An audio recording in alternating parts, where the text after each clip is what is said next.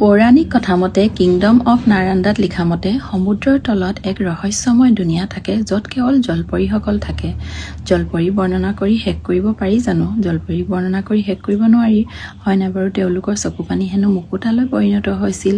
সেয়ে পৌৰাণিক কালত জলপৰীসকলক হেনো স্বীকাৰ কৰিছিল বুলিও আমি পঢ়িবলৈ পাই আহিছোঁ গ্ৰন্থসমূহত। এয়া আজি মই ভিডিঅ'টি আৰম্ভ কৰিলোঁ। আমাৰ যোৰহাটত ফাৰ্ষ্ট টাইম অনুষ্ঠিত হোৱা sea world carnival under water fish tunnel বুলি যি মেলা পতা হৈছে, সেই মেলালৈ আমি আহিলোঁ। আমি বাই ভনী আৰু আমাৰ কণমানি দুটা আহিছে। ইমানেই ভাল পাইছে দুইটাই। ধুনীয়াকৈ সেয়া সাগৰীয় মাছ, তাৰপৰা এইবোৰ একুৱেৰিয়ামত যি মাছ ৰখা হয় সেইবোৰ দেখি বিৰাট ফূৰ্তি পাইছে। এনে সাধাৰণতে আমি এটা একুৱেৰিয়ামহে দেখোঁ, হয় নাই বাৰু? ইয়াত কেইবাটাও একুৱেৰিয়াম দেখিছে আৰু বিভিন্ন ধৰণৰ ৰং বিৰঙৰ মাছবোৰ দেখি সিহঁতবোৰ ক'ব নোৱাৰা হৈ গৈছেগৈ। কিমান যে ভাল পাইছে। এয়া এইটো কি হয়, এইটো কি হয় সেই বুলি কয় আমাৰ অকণমানিটি। একচুৱেলি সেয়া জিলি ফিছ হয়। ময়ো প্ৰথমতে ধৰিবই পৰা নাছিলোঁ। এইটো ইমান ধুনীয়া সেউজীয়া নীলা ৰঙৰ। মই ভাবিছোঁ কিবা লাইট টাইপৰ সজাই থৈছে নি, কিন্তু দেখিছোঁ জিলি ফিছ। আমাৰ বেটাই আকৌ পটককৈ ধৰিব পাৰিলে। মায়ে কৈছে এয়া লাইট জ্বলিছে, মা লাইট জ্বলিছে। কিমান যে ফূৰ্তি কৰিছে সঁচাকৈ। আপোনালোকে নাই অহা যদি লৈ আহিবচোন। সৰু কণমানিকেইটাই বিৰাট ভাল পাব। কিনো আৰু ন, দুদিনীয়া জীৱন। এয়া তাকে ফূৰ্তি কৰোঁ বুলি আমি ওলাই আহিলোঁ। বেটাৰ পৰীক্ষা চলি আছে বাৰু, তথাপি পাক এটা মাৰি আমি বোলো অলপ এনজয় কৰোঁ। এয়া জিলি ফিছ তাই মানে বেটাই মানে চুই চাওঁ কৰিছে, পাৰিলে যেন চুবই। জিলি ফিছ হয় মা, লাইট জ্বলে ইয়াৰ পৰা সেই বুলি কৈছে। একদম সাগৰীয় অনুভৱ হৈছে, চুলথুলি উৰি যাইছে। কেনেকুৱা যে ভাল লাগিছে সঁচাকৈ ক'ব নোৱাৰি। আমাৰ বেটাই কৈছে সঁচাকৈ মা চি ৱৰ্ল্ডত থকা নিচিনা লাগিছে ন, চি কাৰ্নিভেল ইমান ভাল লাগিছে। ডেট অহা হ'লে বহুত ভাল লাগিলেহেঁতেন সেই বুলি কৈছে বেটাই। এয়া এতিয়া মই জীৱন্ত জলপৰী আপোনালোকক দেখুৱাবলৈ চেষ্টা কৰিম। চাব দেই। জলপৰী এই শব্দ সকলোৰে পৰিচিত নাম নহয় জানো, কিন্তু এটা প্ৰশ্নবোধক প্ৰশ্ন হৈ ৰয় যে বাস্তৱ জীৱনত সঁচাকৈ জলপৰী আছেনে? এয়া চাওক, মই আপোনালোকক জীৱন্ত জলপৰী দেখুৱাই আছোঁ। লোকবিশ্বাস মতে সঁচাকৈ জলপৰী প্ৰাচীন কালত আছিল। আজি মই আপোনালোকক এই জলপৰী দেখুৱাবলৈ চেষ্টা কৰিছোঁ। আহক সকলো একেলগে চাওঁ। এয়া ইমান ধুনীয়া জলপৰী, বেটা ক'ব নোৱাৰা হৈ গৈছেগৈ। এয়া কিন্তু সমুদ্ৰৰ জলপৰী নহয় দেই, এয়া একুৱেৰিয়ামৰ জলপৰীহে। চাওক কিমান ধুনীয়া লাগিছে। এয়া আমি গ্ৰীক মাইথলজিটো পঢ়িবলৈ পাই আহিছোঁ, হয় নাই বাৰু? প্ৰশ্নটো হৈছে সঁচাকৈ আছেনে নাই জলপৰী? 3000 বছৰ পূৰ্বে হেনো আছিল। সঁচানে বাৰু? আপোনালোকে বিশ্বাস কৰেনে? কমেণ্ট এটা কৰিবচোন দেই। এয়া ইমান ধুনীয়াকৈ কণমানি, অকল আমাৰ বেটা বুলি নহয়, যিমান আহিছে সকলো কণমানিকেইটাই ইমানেই ভাল পাইছে। মই তাহাঁতবোৰকে ভিডিঅ' কৰি থাকিলোঁ। তাকে ক্লিপবোৰ লৈ ৰাখিলোঁ, পিছলৈ সিহঁতি চাব পাৰিব, হয় নাই বাৰু? সেই প্ৰশ্নটো সঁচাকৈ জলপৰী আছে নাই বাৰু বুলিয়ে আমাৰ মনলৈ আহি থাকে। আমি বাৰু চিনেমা নে সেইবোৰতে আমাৰ সীমাবদ্ধ। এই ঘটনা একচুৱেলি 2013 চনতো এটা সংঘটিত হৈছিল। এয়া কেৰিয়াল আমাৰ ইজৰাইলত যে এজন পৰ্যটকে যে কেমেৰাত বন্দী কৰিছিল, মনত পৰিছেনে আপোনালোকৰ? সেই ৰহস্যময় জলপৰী ছবি। প্ৰথমতে শিলত ছোৱালী এজনী বহি থকা বুলি ভাবিছিল, কিন্তু সেয়া যে সঁচা জলপৰী বুলি তেওঁ দাবী কৰিছিল। মনত পৰিছেনে? মই তাকে আপোনালোকক অলপ ক'বলৈ চেষ্টা কৰিছোঁ। বিৰাটেই ৰহস্যময়। ইমান ধুনীয়া লাগিছে, হয় নাই জলপৰীজনী? আৰু পিছলৈ প্ৰথমতে সাধাৰণ সমুদ্ৰৰ জীৱ বুলি ভাবিছিল, কিন্তু সেয়া আছিল সঁচা জলপৰী বুলি তেওঁ দাবী কৰে। আৰু সঁচা নে মিছা নেজানো দেই।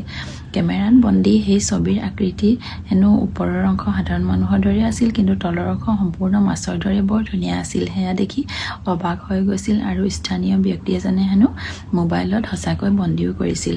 আপোনালোকৰ মনে কি কয় বাৰু? আপোনালোকৰ মতামতটো জনাবচোন দেই। সঁচাকৈ বাস্তৱত আছেনে বাৰু, নে এয়া উপকথা, ৰহস্যময় নহয় জানো? বেটা আৰু মই পূৰা সঁচাকৈ সমুদ্ৰৰ ফিল্ড লৈ আছোঁ দেই। এচি আৰু এয়া কিমান ধুনীয়াকৈ আহিছে, কিমান যে ভাল লাগিছে। একচুৱেলি আমাৰ পবিত্ৰ ৰামায়ণখনতো আমি জলপৰীৰ বিষয়ে বৰ্ণনা কৰা তেনেকৈ পঢ়িবলৈ পাই আহিছোঁ, হয় নাই বাৰু? আমাৰ হনুমানে যেতিয়া সীতা সন্ধানত সমুদ্ৰ পাৰ হৈছিল, তেতিয়া শ্ৰীলংকালৈ যেতিয়া গৈছিল, তেতিয়াও জলপৰী লগ পাইছিল, স্বৰ্ণ মাছ বুলি, হয় নাই বাৰু? সেয়া আছিল হেনো ৰাৱণৰ নে কি কয়?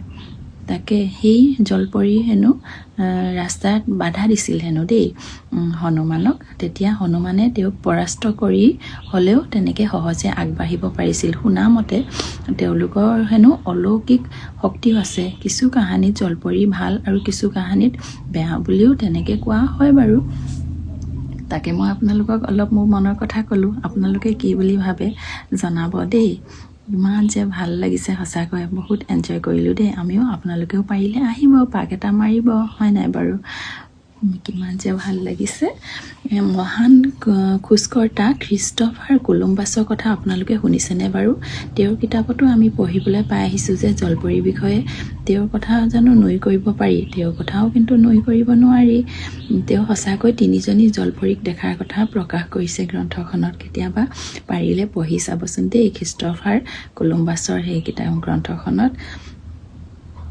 মানক বা নামানক কিন্তু প্ৰশান্ত মহাসাগৰৰ দৰে সমুদ্ৰত যে তেনেকুৱা জলপৰীৰ দৰে একচুৱেলি জীৱ আছে সেয়া কিন্তু নিশ্চিত বুলি মই ভাবোঁ আপোনালোকে কি বুলি ভাবে বাৰু এয়া এই দৃশ্যবোৰ কেনেকুৱা লাগিছে বাৰু অলপ আপোনালোকক দেখুৱাবলৈ চেষ্টা কৰিছোঁ দেই ভাল লাগিছেনে কিমান যে ভাল কৰে আমাৰ বেটা আৰু বেটি বেছি এনজয় কৰিছে বাৰু আমাৰো ভাল লাগিছে তাকে বোলো মানক বা নামানক প্ৰশান্ত মহাসাগৰৰ দৰে সমুদ্ৰত তেনেকুৱা জীৱ আছে বুলি বিশ্বাস কৰোঁ কিয়নো মানৱ জাতিয়ে সমুদ্ৰ মাত্ৰ 5% মানহে এক্সপ্ল'ৰ কৰিছে বুলি মই ভাবোঁ দেই ভাৰতীয় পুৰাণত ভগৱান বিষ্ণুৰ সহায়ত অৱতাৰৰ কথাও বৰ্ণনা কৰা দেখা যায় হয় নাই যাৰ আধা শৰীৰৰ তেনেকুৱা আকৃতি মাছ আৰু আধা শৰীৰ মানুহৰ বুলি কোৱা হয় আপোনালোকে বিশ্বাস কৰেনে বাৰু